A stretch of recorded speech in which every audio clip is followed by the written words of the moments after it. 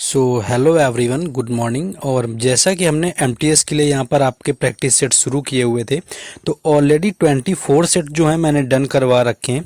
और आज आपका जो होने वाला है सेट नंबर 25 होने वाला है। तो चलिए शुरुआत करेंगे बिना टाइम वेस्ट किए। लेकिन आप लोगों को हमेशा की तरह वीडियो को लाइक एंड शेयर कर देना होता है, जो कि आप लोगों से एक हम्बल रिक्वेस्ट होती है कि हमें भी थोड़ा मोटिवेशन मिलता रहता है। तो चलिए पहले क्वेश्चन की शुरुआत करेंगे।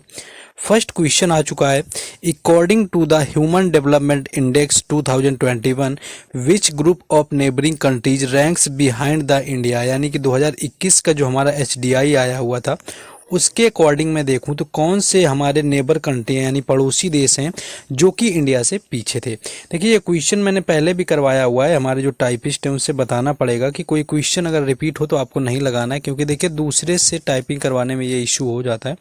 तो यहाँ पर आप लोग ये याद रखिए, जब 2000 आपका 21-22 वाला आया हुआ था, तो यहाँ पर 2021-22 का ये हमारा जो रहा, इसमें 132 रैंक रही हुई थी इंडिया की।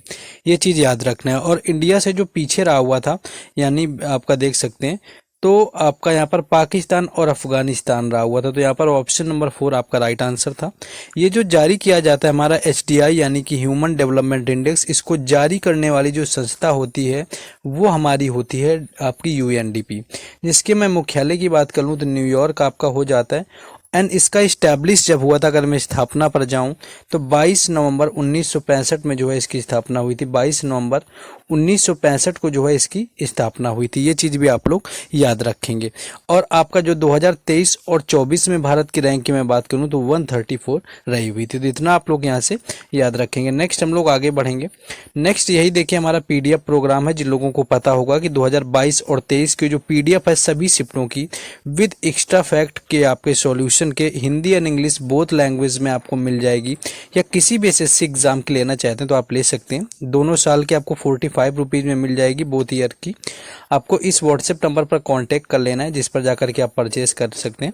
बेहतरीन पीडीएफ है, लगातार लोग परचेज करते हैं। जो लोग नए जुड़े हुए हैं उनके लिए यहाँ पर है, बाकी आप लोग कॉन्टेक्ट करके खुद पता कर सकते हैं। आगे अपने क्वेश्चन में वापस आएंगे।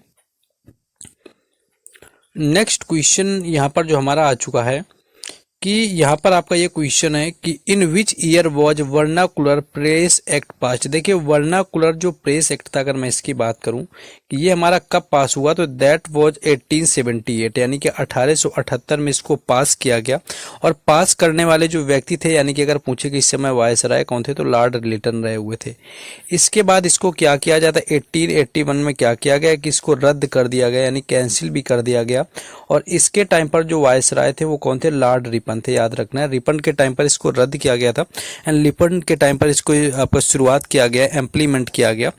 और इसमें मैं पूछूं तो एक्चुअली ये था क्या आपका था कि जो वर्नाकुलर प्रेस एक्ट था, इसमें कोई भी जब न्यूज हमारी पब्लिश होती थी तो पब्लिश होने से पहले क्या था कि ये पुलिस ऑफिसर के द्वारा क्या किया जाता था, इसको रिव्यू किया जाता था। एक्चुअली यही था हमारा, क्योंकि आप लोगों को पता नहीं होगा शायद कुछ लोगों को कि ये जो वर्नाकुलर जो प्रेस एक्ट था इसका मतलब क्या था। एक्चुअली जब कोई न्यूज रिपोर्ट करी जाती थी यानी पब्लिश होती थी न्यूज़पेपर में, उससे पहले क्या है कि उसको पुलिस के द्वारा रिव्यू किया जाता था। ये आपका यहाँ पर था। और इसके साथ में आप जैसे याद रख सकते हैं कि मान लीजिए आप जो आपका प्रेस अधिनियम की मैं बात करूं, जो प्रेस एक्ट आया हुआ था, प्रेस अधिनियम की मैं बात कर लूं तो प्रेस अधिनियम अगर आपसे कोई पूछे कि किस वर्ष आया, तो ये आया हुआ था 1799 में। प्रेस अधिनियम हमारा 1799 में आया हुआ था।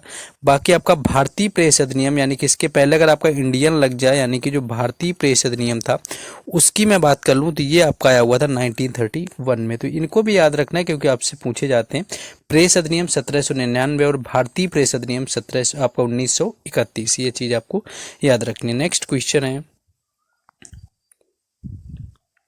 नेक्स्ट है what is the meaning of the term collateral in banking. यानी कि जो ऋणाधार यानी कि कोलेट्रल होता है बैंकिंग में, इसका मतलब क्या होता है, आपका मीनिंग पूछा गया। तो एक्चुअली जो कोलेट्रल होता है इसका मतलब होता है कि property placed at the security और मॉर्गेज। यानी कि जब हम किसी संपत्ति को क्या करते हैं ऋण के लिए, यानी कि सुरक्षा के रूप में जब हम गिरवी रख देते हैं, वो हमारा कहलाता है कोलेट्रल, यानी कि जिसको हम ऋणाधार हिंदी में बोलते हैं। तो ये चीज़ आपको याद रखना है। ऑप्शन 3 यहाँ पर राइट आंसर हो जाएगा। नेक्स्ट क्वेश्चन आगे है। नेक्स्ट क्वेश्चन है who was the following was the founder of खुदाई खिदमत गार, a powerful non violent movement among the Pathans of the north west frontier provinces, यानी कि जो हमारा खुदाई खिदमतगार था आपका आंदोलन एक शुरू हुआ, इसके संस्थापक आपसे पूछा हुआ, यानी फाउंडर कौन था इसका। तो ऑप्शन नंबर 4 जो है खान अब्दुल गफ्फार खान यहाँ पर राइट आंसर हो जाएगा, जो कि इसके फाउंडर थे। और ये फाउंड आपका इट वाज फाउंडेड इन 1929, यानी कि 1929 में इसको यहाँ पर इसका इस्टेब्लिश किया गया था। और इसके साथ साथ आपको याद रखना एक लाल कुर्ती आंदोलन था, जिसको लाल शर्ट आंदोलन भी बोलते हैं, यानी कि लाल कुर्ती आंदोलन हो गया या लाल शर्ट आंदोलन, दैट वाज इस्टेब्लिश इन 1931। इसको भी खुदाई खिदमतगारी कहा जाता है। एक्चुअली जो खुदाई खिदमतगार था, इसका जो मेन आपका अगर मैं पूछूं कि उद्देश्य यानी कि मोटो क्या था, तो जो हमारा उत्तर और पश्चिम का एरिया यानी कि आपका नॉर्थ और वेस्ट का जो एरिया है, यहाँ पर क्या था कि जो ब्रिटिश सरकार थी उसके विरोध करने के लिए जो क्या है खुदाई खिदमतगार की स्थापना करी गई थी। तो ये चीज़ भी याद रखना है। बाकी मुस्लिम लीग की मैं स्थापना की बात करूं तो वो 1906 में हुई थी और ये बांग्लादेश के ढाका में करी गई थी। ये चीज़ भी आप लोग याद रखेंगे। नेक्स्ट आगे क्वेश्चन है, नेक्स्ट है which of the following statement is true about the huge cavern of the Indus Valley civilisation, यानी कि जो इंडस वैली सिविलाइजेशन हमारी थी सिंधु सभ्यता, उसमें उसके कथन के हिसाब से इनमें से कौन सा कथन यानी कि विशाल स्नानागार के बारे में क्या आपका सही। आपको पता होगा कि मोहनजोदड़ो में एक विशाल स्नानागार मिला हुआ था, आप सभी को पता होगा। और इस विशाल स्नानागार की मैं बात करूँ अगर इसकी लंबाई चौड़ाई की, तो ये 12x7 मीटर में था, यानी कि 12 इसकी लंबाई थी और 7 इसकी चौड़ाई थी। ये इसका परिमाप था क्योंकि ये भी पूछा जाता है। बाकी गहराई की बात करूँ तो 2.4 मीटर जो यहाँ पर थी ये इसकी गहराई थी, और जब कभी फुट में आपके दी जाती तो 8 फीट आपकी गहराई रही हुई थी। तो इसके बारे में देखिए, इसका उपयोग अनाज भंडारण के लिए, ये तो आपका गलत हो जाएगा, अनाज के लिए नहीं था। इसका उपयोग शहर की पानी की टंकी के रूप में, ये भी नहीं सही था आपका। इसका उपयोग संभवतः क्या था कि धार्मिक प्रयोजन के लिए, यानी कि ऑप्शन 3 राइट आंसर हो जाएगा। It was probably used for the religious purpose, यानी प्रोबेबली इसको किसमें रिलीजियस पर्पज में यूज किया जाता था। तो ये चीज़ आप लोग ध्यान रख सकते हैं। और कुछ इससे रिलेटेड जैसे नाम होते हैं कि जैसे आपका लोथल हो गया, वो याद जरूर रख लेना। लोथल आपसे पूछ लिया जाएगा, और लोथल के साथ में आपसे मान लीजिए धौलावीरा पूछ लिया जाए, तो अगर ये पूछे कि ये प्लेस कहाँ पर आते हैं तो ये गुजरात में हो जाएंगे। कालीबंगा अगर आपसे पूछ ले कि कालीबंगा जो प्लेस है आपका सिंधु सभ्यता का वो कहाँ पर है, तो ये राजस्थान में हो जाएगा। बनावली की अगर कोई बात कर ले, बनावली कहाँ पर है, तो बनावली आपका हरियाणा में है। दाइमाबाद की बात करें तो दाइमाबाद जो है आपका महाराष्ट्र में। तो इस तरह से इसका भी यहाँ पर पूछ लेते हैं कि कौन सा आपका कहाँ पर आता है, तो ये चीज़ आपको याद रखना है। नेक्स्ट क्वेश्चन आगे है, नेक्स्ट है who was the singer of the famous song मेरे देश की धरती सोना उगले फ्रॉम द फिल्म उपकार, यानी कि उपकार एक फिल्म आई आपकी 1967 में, और उसमें एक सॉन्ग आपका आया हुआ था कि मेरे देश की जो धरती है सोना उगले, और इसके सिंगर कौन थे कई बार रिपीटेड मोड में आपसे पूछा जाता है। सॉन्ग वगैरह से क्वेश्चन जरूर पूछे जाते हैं। ऑप्शन 3 महेंद्र कपूर इसका राइट आंसर हो जाएगा, यानी महेंद्र कपूर जो हैं इस सॉन्ग के सिंगर थे। कुछ और सॉन्ग आप लोग याद रखिए, जैसे कि ए मेरे वतन के लोगों भी आपसे कई बार पूछा जाता है कि जो ए मेरे वतन के लोगों हैं ये किसने गाया हुआ है, तो ये गाया हुआ था लता मंगेशकर के द्वारा। और लता मंगेशकर ने इसको कब गाया, तो 1961 का जब हमारा चीन के साथ में युद्ध हुआ था तब इसको लता मंगेशकर के द्वारा गाया गया था। एक और क्वेश्चन यहाँ पर है आपका, जैसे सॉन्ग से रिलेटेड, हाँ ये आपका पूछा जाता है कि कर चले हम फिदा, आपने सुन रखा होगा कि कर चले हम फिदा जानो तन साथियों, इस सॉन्ग को किसने गाया, तो ये गाया गया था मोहम्मद रफ़ी के, यानी कि मोहम्मद रफ़ी ने इस सॉन्ग को गाया हुआ था। ये भी क्वेश्चन आपसे पूछ लिया जाता है, तो इसको भी आप लोग याद रखेंगे। नेक्स्ट क्वेश्चन आगे है हमारा, नेक्स्ट क्वेश्चन है Jyoti Yarraji created a new national record in which of the following state in आपका फॉलोइंग स्पोर्ट्स इन 2023, यानी कि जो आपका ज्योति यारा जी थी इन्होंने किस आपके स्पोर्ट्स में जो है यहाँ पर रिकॉर्ड कायम किया हुआ था, तो ये आपकी थी इंडोर बाधा दौड़। यानी इंडोर बाधा दौड़ में क्या किया कि इन्होंने 100 मीटर में यहाँ पर रिकॉर्ड तोड़ के आगे बढ़ी हुई थी, इंडोर जो बाधा दौड़ होती है। और इनका रिलेशन अगर आपसे कभी कोई पूछे किस स्टेट से है, तो आंध्र प्रदेश से आपसे याद रखना, क्योंकि रिलेशन जैसे मीराबाई चानू का पूछ लिया गया एग्जाम में आपका कि मणिपुर से, लवलीना बोरगोहेन का पूछा गया जिनका आपका रिलेशन असम राज्य से था। तो ये चीज़ आपको याद रखनी, मैरी कॉम का भी असम से था आपका रहा हुआ है। तो आंध्र प्रदेश से इनका था ज्योति यारा जी का, और इनका जो संबंध है वो बाधा दौड़ से है। ये चीज़ याद रखना है आप लोगों को। नेक्स्ट क्वेश्चन आगे है, नेक्स्ट है अ सुटेबल बॉय, यानी who is the author of a novel suitable boy. ये पहले भी क्वेश्चन मैं आपको करवा चुका हूँ ऑप्शन में। अ सुटेबल बॉय की जब बात करी जाएगी तो इसका आंसर विक्रम सेठ हो जाएगा। और जब अनसुटेबल बॉय यानी कि अनसुटेबल बॉय की बात करी जाएगी तो वो हो जाएगा करण जौहर। ये चीज याद रखना है, suitable boy Vikram Seth, unsuitable boy Karan Johar. Anita Desai की फास्टिंग फीस्टिंग बुक बहुत पूछी जाती है, मैंने आपको ऑलरेडी कई बार बताया हुआ है। यानी कि फास्टिंग फीस्टिंग आपको याद रखनी है और इन कस्टडी आपको याद रखनी है।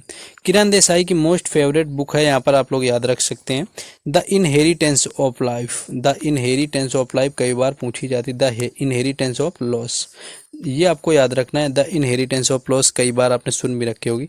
चेतन भगत के आपको पता ही होगा कि टू स्टेट्स नाम की इनकी एक पुस्तक है, हाफ गर्लफ्रेंड नाम की इनकी एक पुस्तक है, 5 पॉइंट समवन नाम की इनकी एक पुस्तक है, a night at the call centre ये भी इनकी बुक है। तो ये भी आपको याद होगा कि ये सारी की सारी बुक आपको याद होनी चाहिए। नेक्स्ट क्वेश्चन है according to the ministry of commerce and industry 2018 and 19 which state of India is the largest producer of rubbers. यानी कि जो रबर के प्रोड्यूसर हैं यानी कि उत्पादन में सबसे पहला नंबर किस राज्य का आता है। तो रबर की मैं बात करूं तो केरल इसका राइट आंसर हो जाएगा। यानी केरल जो है ये रबर के उत्पादन में नंबर 1 पर आता है। वहीं देखिए अगर आपसे मैं बात करूं गुजरात वगैरह की तो ये कपास में आपके आते हैं, क्योंकि इनमें मोस्टली क्या है आपके कि काली मिट्टी यहाँ पर पाई जाती है, तो कपास के लिए जो उपयुक्त होती है तो वो आपका आ जाता है।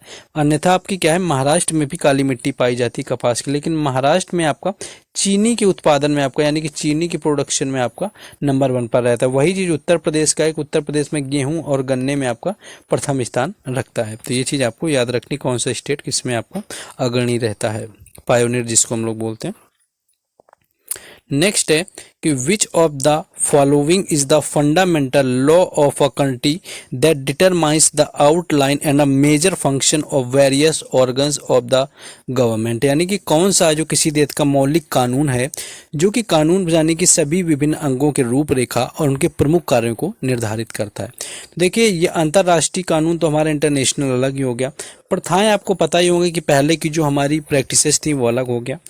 अध्यादेश आपको तो पता है संविधान के अंदर ही आता है, तो संविधान यहाँ पर राइट आंसर हो जाएगा। तो संविधान यहाँ पर राइट आंसर हो जाएगा। अध्यादेश की मैं बात कर लूँ तो अध्यादेश जब आपका आर्टिकल 123 यानी कि 123 के तहत अध्यादेश कौन जारी करता है तो ये राष्ट्रपति करता है, यानी कि आर्टिकल इंपॉर्टेंट है।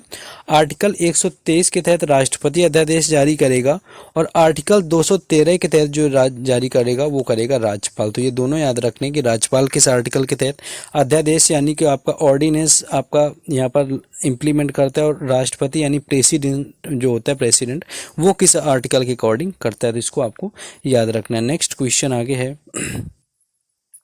ये भी क्वेश्चन मैं आपको करवा चुका हूं किसी न किसी फॉर्म में कि in which country were the first Asian games held in 1951।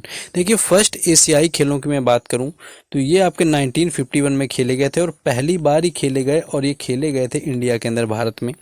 तो देश की तो बात ही छोड़ दीजिए, देश के तो नाम भी नहीं लिखे यहाँ पर, देश है आपका यहाँ पर शहर रहा होगा। तो नई दिल्ली में इनका आयोजन किया गया था, इंडिया में पहली बार आयोजन हुआ और इंडिया में 2 बार आपके खेल हो चुके हैं, दूसरी बार आपका 1982 में हुआ था। ये चीज आपको याद रखना है, फर्स्ट टाइम 1951, सेकेंड टाइम 1982। और राष्ट्रमंडल यानी कि कॉमनवेल्थ की गेम की मैं बात करूं सबसे पहली टाइम 1930 में हुए थे, जो कि हैमिल्टन कनाडा में आयोजित किए गए थे। आपको याद रखना है हैमिल्टन कनाडा में हुए थे। एंड आपको याद रखना है, आपको ओलंपिक पता होगा 1896 आपको एथेन में हुआ था।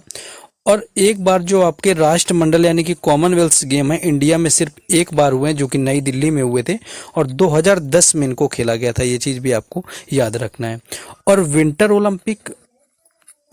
ओलंपिक हो गया आपका, और समर ओलंपिक यानी कि ग्रीष्मकालीन ओलंपिक और जो शीतकालीन ओलंपिक है, दोनों का आयोजन करने वाला एकमात्र जो देश बना है वो है आपका, शहर की मैं बात करूं तो वो बीजिंग शहर है, जो कि चाइना में आता है। एसएससी सीपीओ में आपका ये क्वेश्चन पूछा गया था 2022 वाले में। नेक्स्ट आगे क्वेश्चन देखेंगे हम लोग।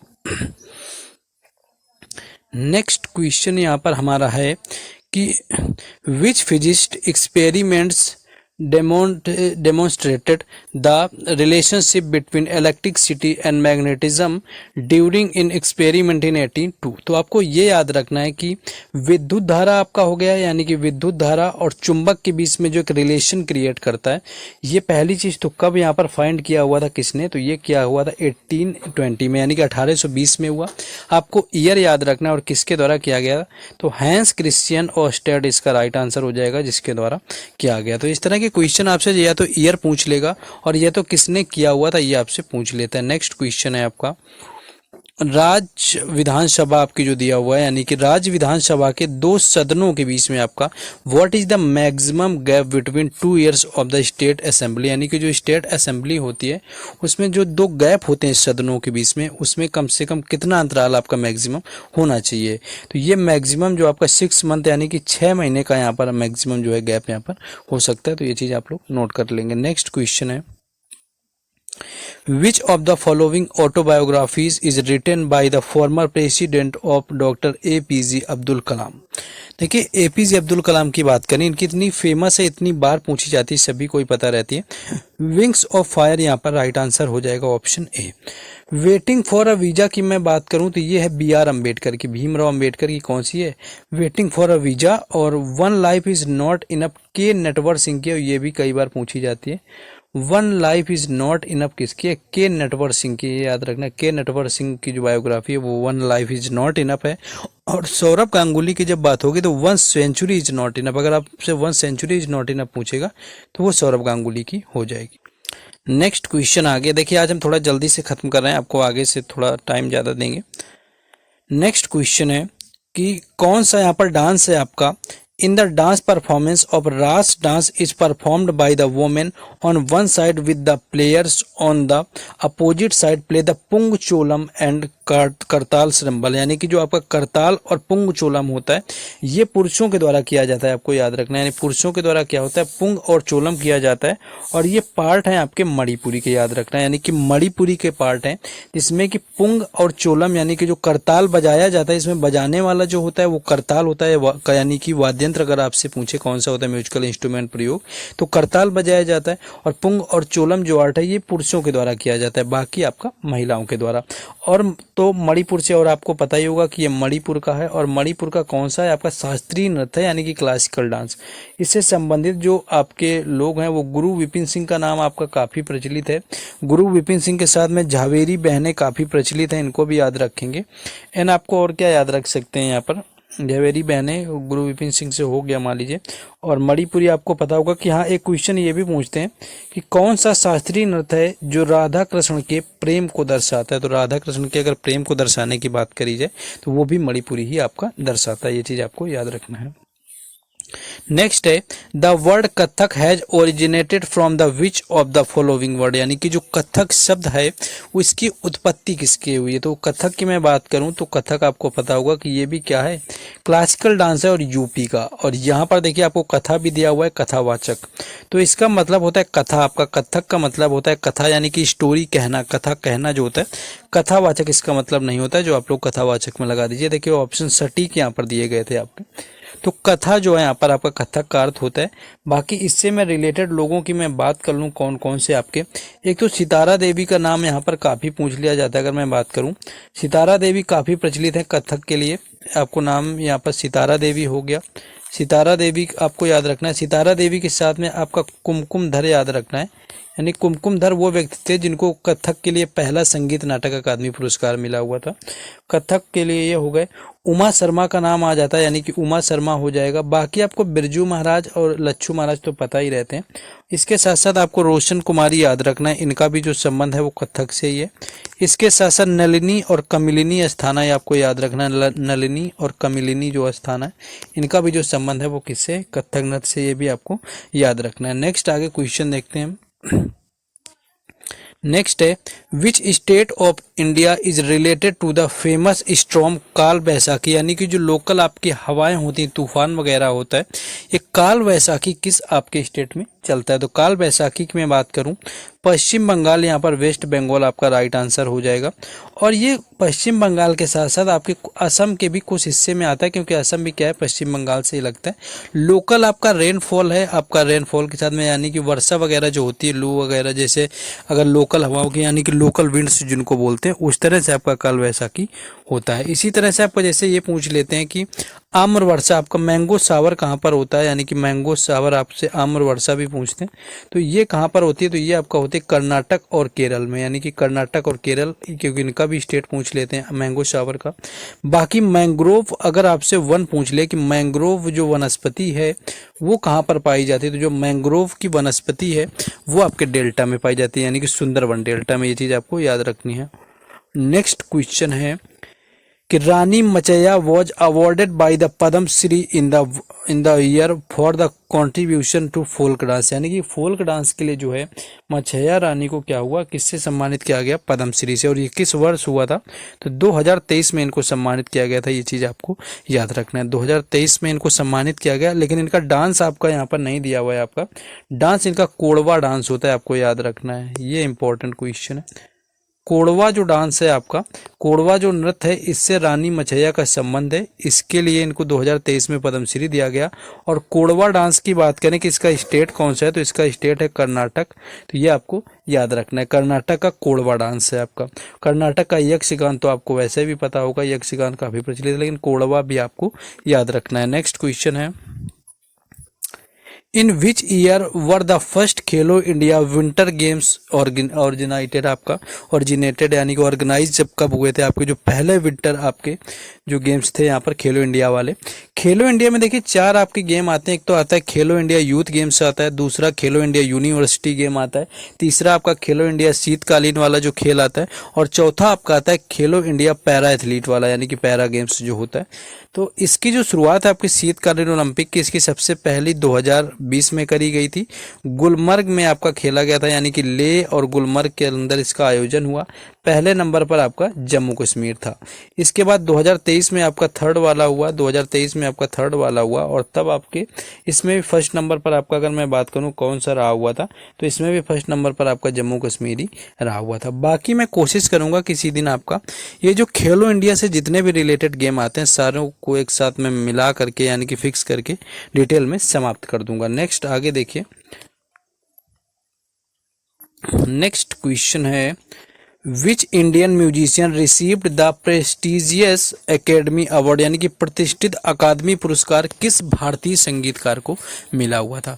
देखिए मैं आपको बता दूं कि जो प्रतिष्ठित जो आपका अकेडमी जो अवार्ड होता है, एक्चुअली ये ऑस्कर अवार्ड को ही कहा जाता है। ये चीज़ आपको याद रखना है, यानी कि इसको किसको बोलते हैं, तो ये ऑस्कर अवार्ड को आपका कहा जाता है। ऑस्कर अवार्ड आपको पता होगा, लेकिन देखिए नाम ही यहाँ पर बदल दिया आपका, यहाँ पर प्रेस्टिजियस एकेडमी यानी कि प्रतिष्ठित अकादमी पुरस्कार यहाँ पर ऑस्कर अवार्ड है, जो कि AR रहमान को इनमें से मिल चुका है। और AR रहमान को ऑस्कर कब मिला, तो ये 2009 में मिला हुआ था। और जय हो सॉन्ग के लिए मिला हुआ था, स्लम डॉग मिलीनियर के लिए, आपको ये याद रखना है, स्लम डॉग मिलीनियर के लिए 2009 में मिला AR रहमान को आपका प्रतिष्ठित अकादमी पुरस्कार, जिसे हम ऑस्कर अवार्ड के नाम से जानते हैं। ये चीज़ आपको याद रखना है। और ये कौन से नंबर का था, तो ये 81 नंबर का था, यानी 81 में आपका 81 यहाँ पर नंबर का ये रहा हुआ था। ये चीज़ भी आपको याद रखना है। तो ये थे क्वेश्चन आपके। आगे से आज थोड़ा जल्दी में था, बाकी आगे से और बेहतर करने की कोशिश कर रहा हूँ लगातार आपके लिए हर रोज़। बाकी प्लेलिस्ट में आप पुराने वीडियो जा करके देख सकते हैं। बाकी आपको हर जो अपडेट वगैरह है टेलीग्राम चैनल और व्हाट्सएप ग्रुप पर मिलती रहती है, जिनके लिंक मैंने ऑलरेडी आपको डिस्क्रिप्शन में दे रखे हैं, तो वहाँ से आप लोग जुड़ जाइए। बाकी आप लोग थोड़ी सी रिस्पॉन्सिबिलिटी अपनी निभाइए, लाइक करिए, शेयर करिए, चैनल को सब्सक्राइब करिए। और ये आपका GK GS का आपका बेस्ट सॉल्यूशन यहाँ पर, जैसा कि मैंने बताया, एक्स्ट्रा फैक्ट सॉल्यूशन के साथ में यहाँ पर आपके लिए बेहतर PDF है। जो लोग लेना चाहते हैं, आपको व्हाट्सएप नंबर ये दिया हुआ है। प्राइस आपका 45 रुपीज़ है। बोथ ईयर में आपको 2022 और 2023 का दोनों लैंग्वेज में, जिस भी लैंग्वेज में आपको चाहते हैं आपको मिल जाएगा। तो आप लोग जाकर के परचेज करिए। रिव्यू वगैरह आप देख सकते हैं, मैं टेलीग्राम चैनल और व्हाट्सएप ग्रुप पर शेयर करता हूं। जो लोग ले रहे हैं, न्यू स्टूडेंट के लिए यहाँ पर बताना पड़ता है। बाकी आपसे मुलाकात होगी नेक्स्ट वीडियो में। जय हिंद।